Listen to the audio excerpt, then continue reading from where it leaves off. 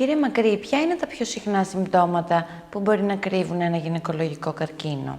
Ευτυχώς υπάρχουν συγκεκριμένα πράγματα τα οποία μπορούν να μας αποκαλύψουν γρήγορα, εύκολα την παθολογία αυτή. Είναι κυρίως η αιμορραγία και το αίσθημα βάρους και πόνου κάτω στα γυναικολογικά χαμηλά.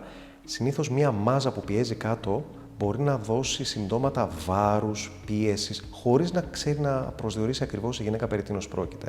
Το άλλο μεγάλο κεφάλαιο είναι η αιμορραγία. Όταν λοιπόν δούμε αίμα εκτός περίοδου, αίμα ανάμεσα στις περιόδους ή αίμα μετά την επαφή, τότε αμέσως απευθυνόμαστε στον ειδικό γυναικολόγο, ακόμα καλύτερα γυναικολόγο-ογκολόγο, ούτως ώστε να διευκρινίσει την προέλευση αυτού του αίματος και να δώσει την απαραίτητη διαγνωστική προσέγγιση, είτε με απεικονιστικές εξετάσεις ή εργαστηριακές. Όλα όμως ξεκινάνε από την εμπειρία του γιατρού και την κλινική του δεινότητα, την εξέταση που θα κάνει και θα ανακαλύψει την υποκείμενη παθολογία.